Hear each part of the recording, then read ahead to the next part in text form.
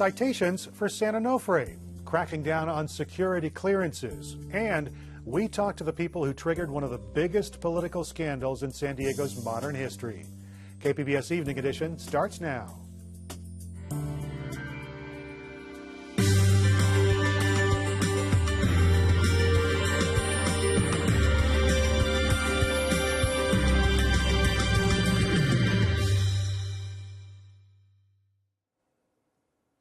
Good evening. Thanks for joining us. Dwayne Brown is off tonight. I'm Eric Anderson.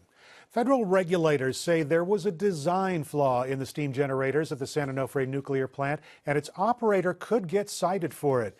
Southern California Edison says the blame lies with the maker of the generators, Mitsubishi, which has already received an administrative notice from the Nuclear Regulatory Commission. A public hearing on the plant's decommissioning process will be held Thursday in Carlsbad. The Navy wants a better security clearance process 1 week after a contractor killed 12 people at the Washington Naval Yard. Officials want to see all police reports on applicants. Gunman Aaron Alexis had a history of problems but got clearance anyway. His background report didn't include a shooting incident nearly 10 years ago. The Navy has suspended its search for 2 crew members from a Coronado-based helicopter. The chopper crashed in the Red Sea on Sunday while trying to land on the deck of the USS William P. Lawrence. 3 crew members were rescued. A one-time San Diegan is recovering after Saturday's attack on a mall in Nairobi, Kenya. Elaine Dang is a graduate of Torrey Pines High School. She now works in Kenya. The terrorist group Al-Shabaab is claiming responsibility for the attack, which killed 62 people. PBS NewsHour will have more on the attack at 7 o'clock. A former Qualcomm executive is accused of making nearly $250,000 through insider trading. A federal indictment says Jing Wang bought stock before major announcements were made public and then sold at a profit. He was president of Qualcomm's global business operations. The company put him on leave last year. He resigned back in May. Qualcomm says it is cooperating with the investigation.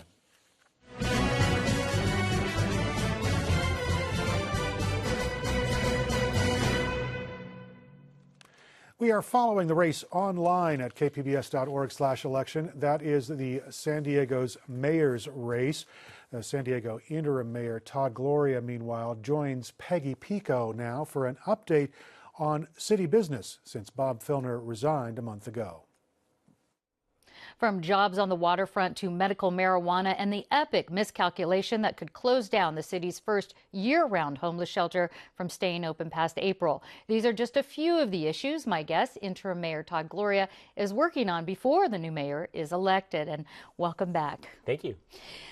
This disturbing discovery, I think that surprised a lot of people, that Filner significantly underestimated the amount of money that it was going to take to keep these shelters open. Has the council come up with a plan to get the money to keep them open past April? It remains to be seen. I went down this past week to visit the Veterans Tent. It's over in the Sports Arena area. And yeah, we are underfunded by about $1 million. That's a significant sum. More significant when you know that we have to find $12 million to pay for a special election, $25 million to cover the additional pension costs that Filner cost, lack of participation in a pension vote cost us. So we have a lot of additional expenses, and we have now this $1 million shortfall. I'm committed to trying to find some sort of solution. But one thing I will say, we do have a year-round homeless facility, Connections Housing, that's in downtown. What we're talking about are the 2 tents. Exactly. It's significant. It's on my list of things to work on. Okay, on your list also was another longstanding issue, approving the new Barrio Logan community plan. The council voted in favor of it. You voted in favor of it. But critics say this plan could cost the neighborhood jobs. That was the argument. How do you address those concerns? Well, I understand where those voices are coming from. This document was a compromise. It was a compromise by residents who in some cases will be displaced, and by businesses who may not be able to operate additional new businesses or expand businesses in that neighborhood. What we have down there, Peggy, is really a tangling of different uses, of industrial uses next to homes. That's not acceptable. What the council did is adopt a plan that really segregate those, push the industrial uses to the south and to the west, and allow the residential uses in the east and north. I think that that's a reasonable plan. And in terms of the concerns of the shipbuilders and the military, San Diego is and always will be a proud military town. This council will stand with our military. I'm going back to Washington soon to advocate for them. So I think we're going to be able to work our way through these issues. Well, you've been open about reversing some of Filner's popular policies, some popular policies like his suspension of enforcing medical marijuana zoning, his lax enforcement on food trucks, most recently in paid parking zones. With only a few months in office, how come you're addressing those issues right now? Well, I'm addressing them not because I have anything against food trucks and marijuana dispensaries. In fact, I actually am an advocate for both industries. But what Bob Filner did was to instruct city staff not to enforce the law. And we are a city of laws. And if you don't like the law, the answer is not to ignore it, it's to change it. On both of those issues, I'm going to carry legislation to change them. But in the meantime, we have to follow the law. There's a lot of laws people may not like, but you can't just pick and choose. And so I'm in the unfortunate position of enforcing and stepping in where the last mayor chose to turn a blind eye. But we will fix this, and there'll be permanent solutions for both issues. And some people might say, though, that were you lobbied in this short amount of time by people, or was this something really that you were looking at the books? Absolutely. No, this is something that staff needed clear direction on. They were being told previously to pick and choose who to support. That creates litigation opportunities against the city, and I can't support that. And so it's, again, kind of counter to my actual personal position, but it's the right thing to do for the city. Well, we know that two city council members, David Alvarez and Kevin Faulkner, and dozens of other, of course, are running for the mayor. Yeah. Is that a distraction, or is it interfering with city business, or are there kind of some regulations when there's a special election like this? Not at all. The council is united. We're moving the city forward, and obviously we've lived through the biggest distraction there ever was, which was Bob Filner. That's behind us, and this is small potatoes by comparison. Okay, I know you're heading to D.C. on Monday for the Chamber of Commerce annual advocacy trip. What are you going to be doing there? Well, I want to make sure that everyone back there knows that San Diego's back. I've rehired the lobbyists so that we're at the table now advocating for our city.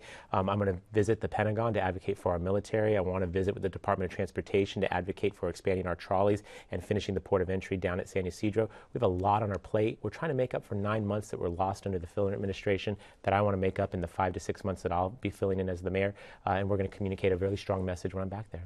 How long after the November special election will the new mayor actually step into your shoes and start taking over on the managing the city business? Well, we have a special election on November 19th. We believe that'll be a primary election because of the large number of candidates. A runoff will probably be sometime in February. The new mayor would take office probably sometime in March. So I'm there for a significant amount of time. And what I want your viewers to know is that we are not a city that's going to sit at neutral. We're going to be moving forward aggressively. We're opening our new Central Library on Saturday, advocating for the expansion of our convention center, and offering a $100 million bond to repair our roads. We're going to get a lot done in the next 5 to 6 months. You have a lot on your plate. Interim Mayor Todd, Gloria, thank you for taking time out and talking with us, and we look forward to your next update here on KPBS in October. Thank you. Thank you, Peggy. Election officials, meanwhile, are checking the petitions for 19 potential candidates for San Diego mayor. More than 30 took out nomination papers, but only 19 turned them back in. The 3 people who blew open the sexual harassment scandal that forced Mayor Bob Filner to resign last month have broken their silence. They shared their story recently with KPBS investigative reporter Amitha Sharma.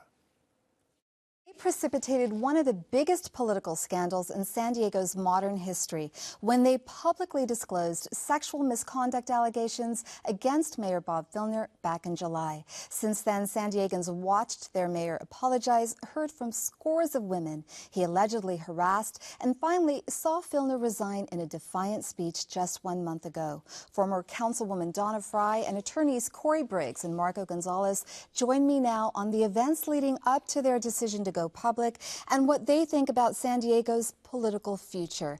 Take me back to the genesis of this scandal. Donna, you've known Bob Filner, a former congressman, a fellow Democrat, for years. You actually took a job with him when he was first elected mayor and then left.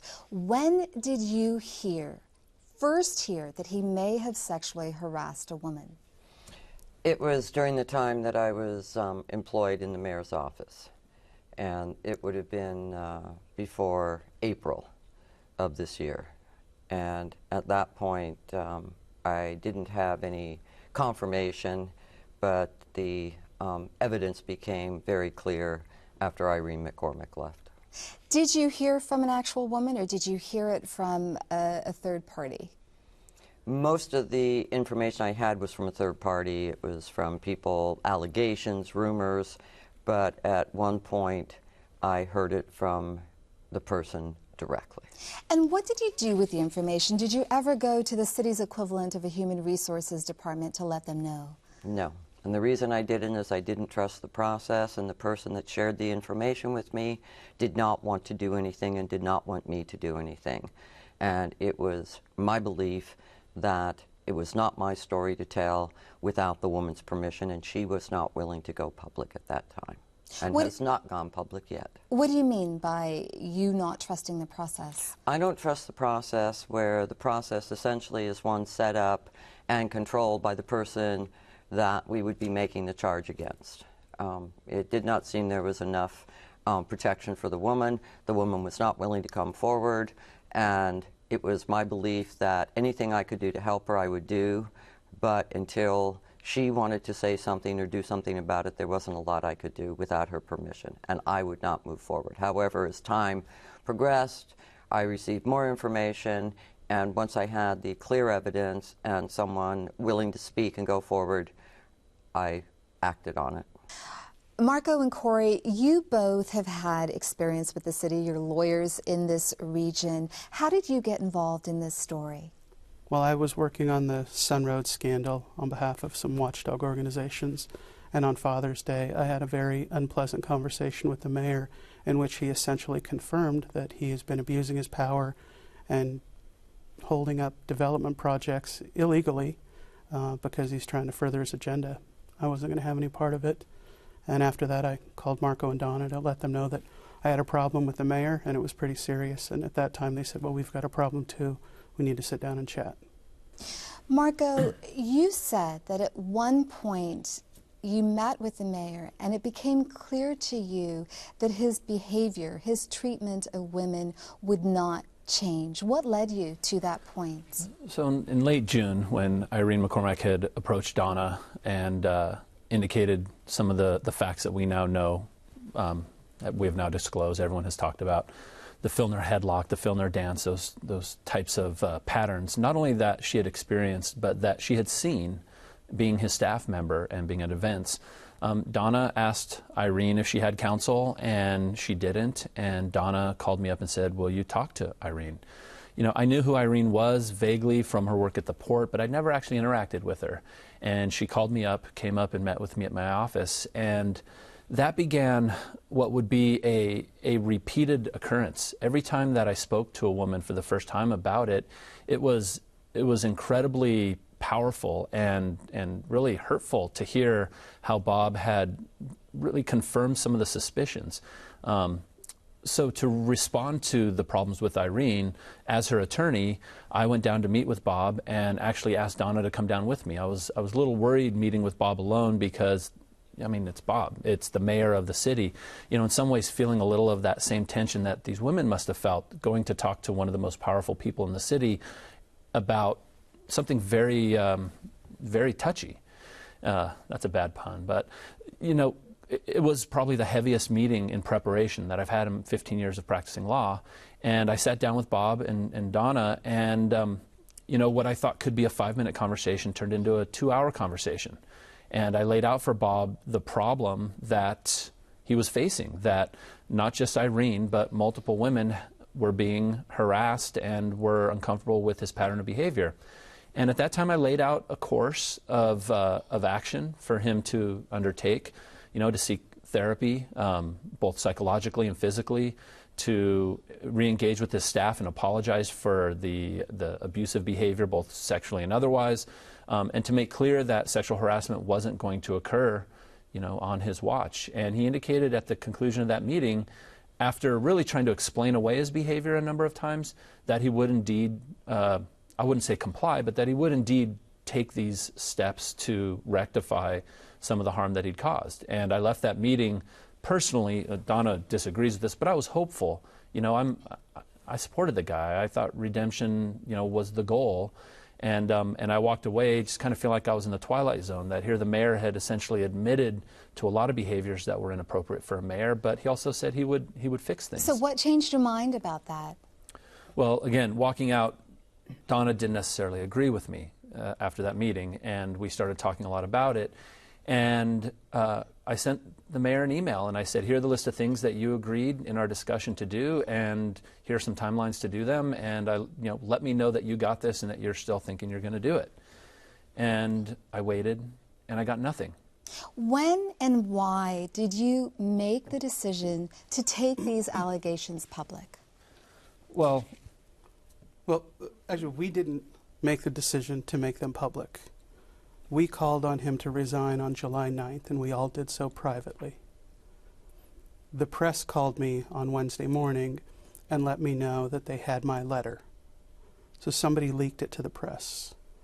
And it was over the course of July 10th, when Donna's letter and Marco's letter became public as well, that we decided the public's entitled to know what motivated us to write those letters. We weren't wanting to go public with lurid details. We wrote private letters to Bob saying, here are our concerns, we've talked to you about them, you know what we're talking about, now it's time to do the right thing. We didn't decide to make this public. But we have to march back to the facts that were going on at the time. We were meeting, the three of us, and discussing whether we would call for resignation. And that same afternoon, the afternoon that we sent our letters on the 9th, we saw a tweet that there were other people, iNews Service, perhaps KPBS, that were investigating some issues regarding Bob and sexual harassment. Well, a high-level official and sexual harassment. And a driving issue for us is, we're Democrats who now have knowledge that our highest leader in the city is violating community standards. What does it mean if the Republicans find this out? And we knew that they were trying to find out dirt on Bob. But what does it mean if the scandal breaks from their end or even from the news end? We know, and we have an obligation to do something about it, just as we would if it was a Republican in office or anyone else. And so that drove us too. So this story breaks. On Thursday, you hold a press conference and you call on the mayor, a man whom you supported, the first Democrat mayor to be elected in the city of San Diego in 2 decades. You face the cameras, you call on him to resign. What was that like for you, Donna? It was one of the worst experiences of my life. I had such great hope and great faith in Bob Filner, and I believed that he was going to make this a better city and bring in people that had previously been ignored and not ever considered their issues, that finally there was someone that was going to take this city forward and make it a much more inclusive city. Unfortunately, that was never going to happen, not just because of Bob's sexual harassment, but because he had no clue how to treat his office and how to treat the public. He continued to abuse his power, but particularly with women. After you held that press conference, there was a 2-week window between the time you brought the allegations to the surface publicly and the time that the actual accusers came forward. And you faced a lot of criticism for not, bringing these allegations to the surface with the accusers. What did you make of that criticism? I didn't have time to focus on the criticism, frankly, because coming out of that first press conference, literally within minutes of leaving the podium, Corey's and my phones were blowing up. We had women calling us either saying, oh my God, thank you, that happened to me, I don't want to tell you my name, or saying, I'm willing to be a part of the narrative. I have a story to tell. And, it was really emotional for us to go out on that day and knowing the gravity of what we were accusing Bob of doing and calling for his resignation, but then to come out of that and literally within 24 hours have another 12, 14 women call us and say, oh my God, that happened to me too, or not so much that happened to me too, but Filner's a problem in my life as well. It was incredibly difficult to try to corral then all of that information as it was coming in and to really figure out what our next move was, and that became creating the narratives that would become public at the second press conference. So Corey, the women eventually spoke. Bob Filner apologized. He sought therapy. He entered settlement negotiations to leave. He resigned in a defiant speech. What did you make of the speech? For the first 2 minutes, I was a little teary. For the rest of it, I was pretty pissed off because this guy is trying to make it out to be everybody else's fault. And a classic symptom of someone who is a serial power abuser is blaming everybody else for his own downfall. And that's what, after the 2-minute mark, that's all he could do is talk about lynchings. That's offensive. To talk about coups, that's offensive. What we did as members of the community who have spent a lifetime, a professional lifetime, standing up for core community values, regardless of party. I'm not a Democrat. Regardless of party, there's transparency in government. There's respect toward all viewpoints and people, the basics. And he was violating that on a regular basis. Donna, there's been a backlash of sorts from some segments in the community who believe that these harassment allegations were part of a well-orchestrated effort to oust Bob Filner from office because he was a guy who championed the causes of the common man, of neighborhoods, and he stood up to groups like businesses and developers who were perceived to have dominated City Hall for years. What do you make of those allegations? I understand where people are coming from. I understand their disappointment, their frustration, and that we finally get someone in that is supposed to represent the entire community and the things that we all care about and have been fighting for, and that opportunity was lost. I'm not particularly sympathetic to the conspiracy theorists because they're absurd. Anybody that knows me, that knows Marco, that knows Corey, knows full well that we are not part of any conspiracy, that what we found in Bob Filner was a person who was not fit to lead the city because he did not know how to treat people, he abused his power, and he sexually harassed women. So I think they need to kind of come to grips with reality. Marco, do you have anything to add? Nothing about this changes the core values that I've been fighting for my whole career. And, you know, it makes me very sad. You know, I sat with Bob for 2 hours at the beginning of this, and I had hope. I had hope because of Bronwyn being in his life. I had hope that he would see the implications to the movement of this all going public. But I left feeling like this is a sick man. And frankly, when he stood up at that dais and tendered that so-called resignation speech, you know, I started off like Corey, very, very sympathetic that, okay, it's sad, but it's over, and he gets it. And by the end, I was screaming at the television. I was so frustrated that this man had such an opportunity to leave with grace and perhaps have some of his legacy intact, and he sacrificed it yet again. He didn't see the forest for the trees. Corey, we're in the middle of a special mayoral election after Bob Filner's resignation. Who do you think, who among the candidates shares Filner's progressive agenda? I have no idea. I don't. I mean, actually, that's not true. A couple of the candidates do. I think that Bruce Coons and David Alvarez share many of those views. And I say that only because I've seen them in action. There are others who say that they share those views too. I just haven't seen them in action acting on those values. So if you're asking me who I think it'll be, I have no idea. If you're asking me who I think is a progressive like Bob in terms of the agenda, I think Bruce and David are closest. And we've got to leave it there. Corey Briggs, Donna Fry, Marco Gonzalez, thanks so much for speaking to us today. Thank you. Thank you.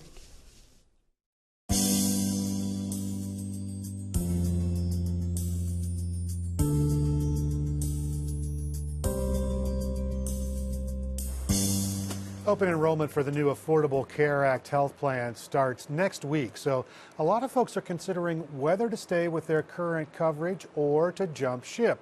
But what happens if there's a gap in coverage? Speak City Heights reporter Megan Burks has been looking into that situation.